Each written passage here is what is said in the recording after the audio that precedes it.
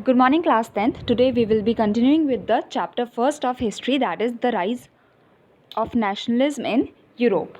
So we have already seen the painting that was drawn by Frederic Soriot, a French artist. Now we will continue with the topic. During the 19th century, nationalism emerged. So during the 19th century means the 1800s. The 1800s. During the 1800s, the nationalism emerged. What is the nationalism? As I told you in the previous video, nationalism created the common identity and belongingness. Here we have the same problems. For example, the French people felt that they have the same problems and the sufferings, and they have to bring an end to the sufferings and the problems, and they have to promote the interest of the people of the nation as well as the nation as a whole.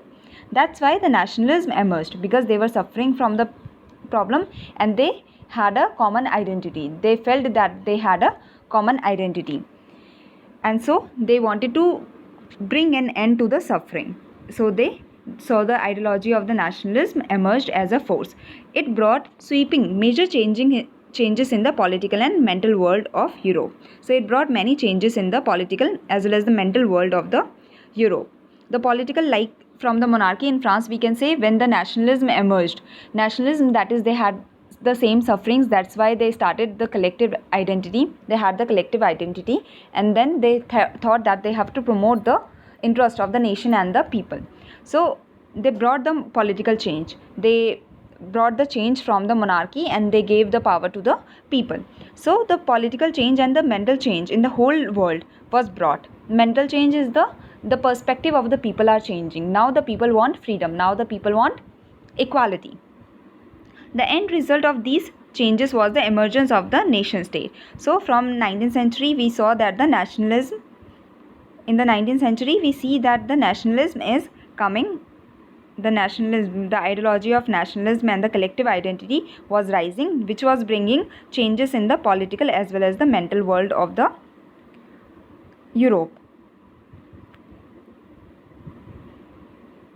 And then from the changes that were bringing, from the changes, the nation state came into emergence. What is a nation state? A nation state is the one where the majority of its citizens came to develop a sense of common identity and shared history or descendant.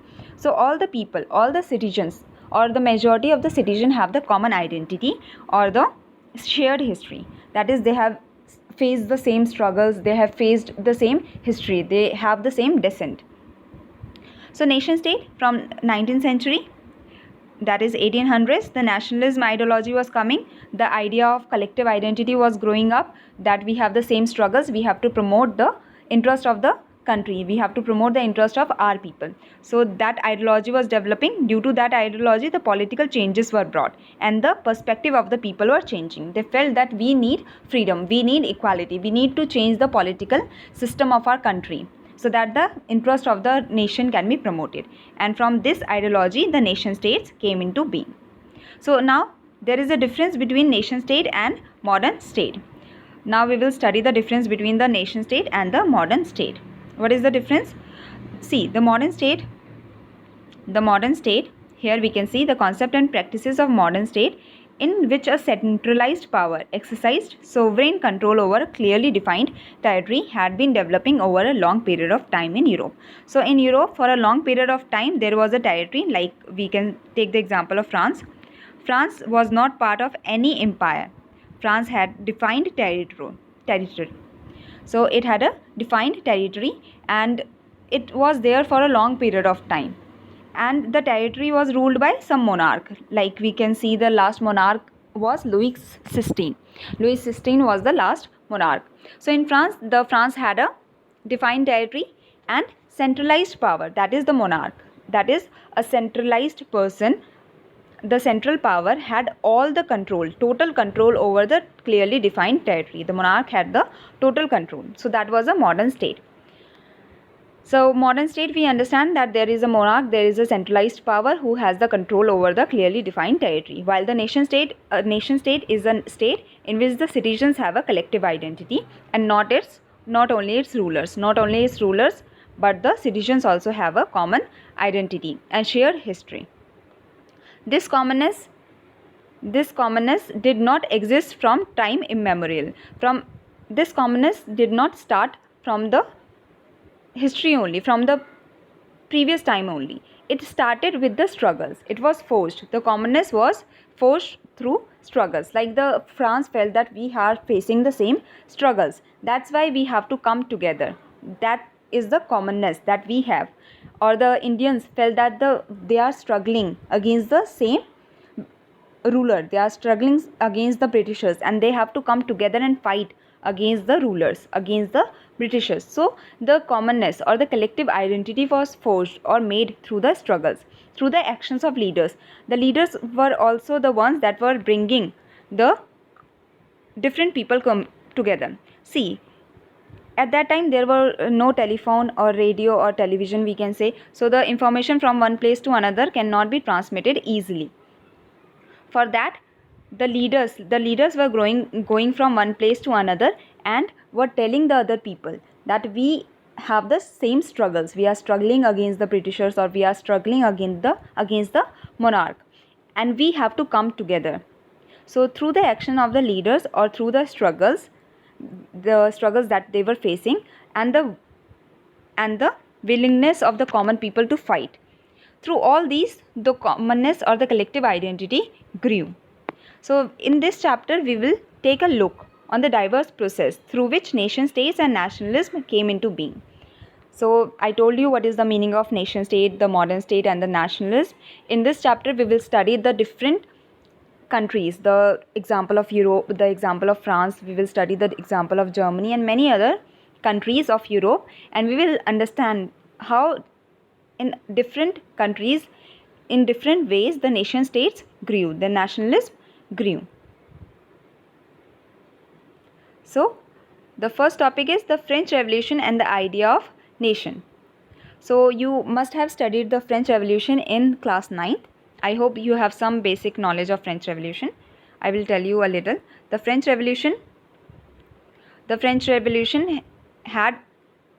was started by the common people. The French Revolution was started by the common people, and there were three estates. The first estate was the clergy, the second estate was the nobility, and the third estate was the common people. The most of the power was in the hands of the clergy and the nobility.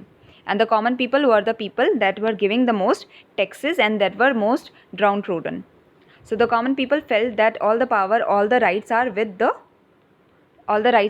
clergy and the nobility only, and we do not have the freedom or the right. So they started a revolution because they were very depressed by the clergy or the nobility. The first clear expression of nationalism came with the French Revolution in 1789. So the revolution started in the whole world, the revolution started from the France only. So the first expression of nationalism came with the French Revolution in 1789.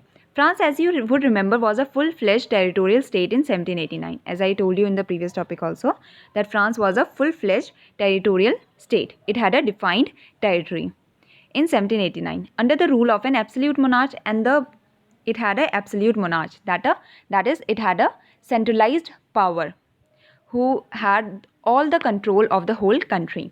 And who was the last absolute monarch of the French Revolution? The Louis XVI.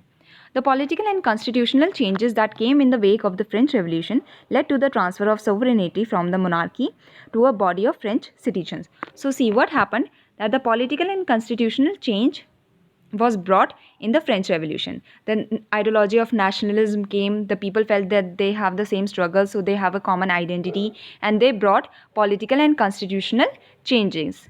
That is, they abolished or abdicated the monarchy, and the rule of the French citizens came. The revolution proclaimed that it was the people who would henceforth constitute the nation and shape its destiny. So see, in the revolution what was said? In the revolution what was proclaimed? That now the people will constitute the nation. Now the people are the one that will shape the destiny of the nation. From the very beginning, the French revolutionaries introduced various measures and practices that would create a sense of collective identity amongst the French people. So see, what was happening? we will take the example of India first and then we will go to the French example, okay, so that we can understand it clearly. So what was happening, that India got divided in between two parts, that is Pakistan and India, or we can say Pakistan, Bangladesh and India, but let's take the example of India and Pakistan. So why was India divided into 2 or 3 parts? Because the people did not felt a common identity. They felt that they are different from one another. That is, they do not have a common identity. The people got divided on the basis of religion. That's why the country got divided in parts. It got divided. So if the people do not have the common identity, they start getting divided up. Like it happened in India, that the leaders were not able to promote the common identity that they had in the people, that the people had. So the French revolutionaries did not do such a thing. From the beginning only, they were promoting various measures and practices that would create a sense of common identity. So from the start only, they were promoting the common collective identity amongst the French people, so that the country do not get divided if they feel that they do not have a collective identity, if they feel that they do not have a common identity, if they feel that they are different from one another, they will get separated. The country will get the partition will happen. So the French revolutionaries took some measures and practices that would create a sense of collective identity amongst the French people. The ideas of La Patrie and the Les Citoyens emphasize the notion of united community. What is La Patrie? The La Patrie refers to the fatherland. See, we call our country the motherland, that India is our motherland. So we have the imagination of India as our motherland, as our mother. Similarly, in France, France was named as fatherland. France was personified as father or the fatherland. Idea of La Patrie and Les Citoyens, that is, the citizens are the major part of the country, and the citizens are the one that will be ruling the country, as well as will have the same rights. So La Patrie and Les Citoyens emphasize the notion of a united community, that we are united, we are one community, we have the same fatherland, we have the same rights for all the citizens, that is equal rights under a constitution. A new French flag.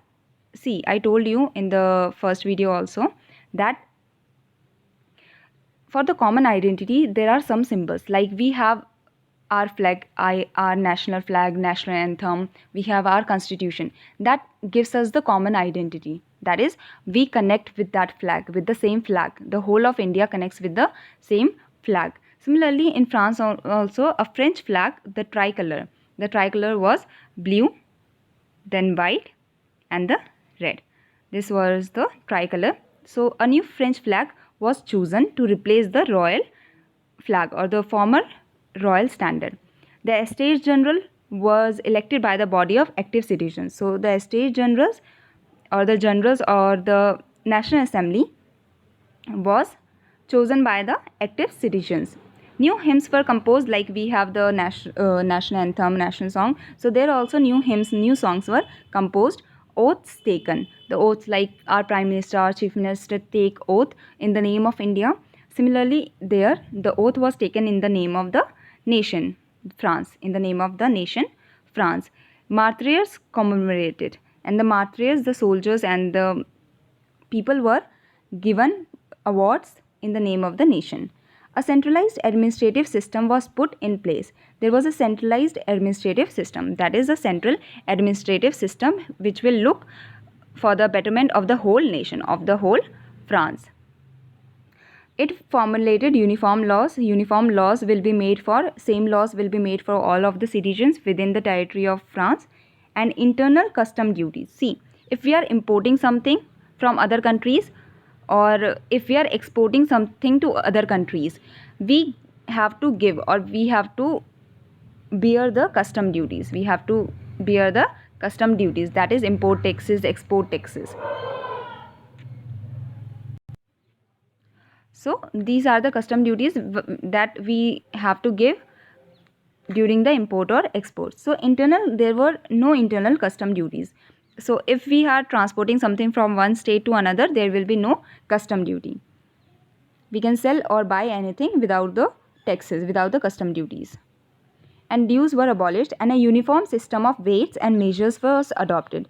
The same system of weights like the kg or the liter or the pound system. So the uniform system of weights and measures was adopted for the whole country. Regional dialects, the regional dialects, that is the different dialects of different regions, were discouraged, and French, as it was spoken and written in Paris. Paris is the capital of France. So the French, which was spoken in or written in France, spoken and written mostly by the people of Paris, became the common language of the nation. It became the common language of the nation. So the regional dialects were discouraged, and French, as it was the spoken and written in Paris mostly, it became the common language of the nation.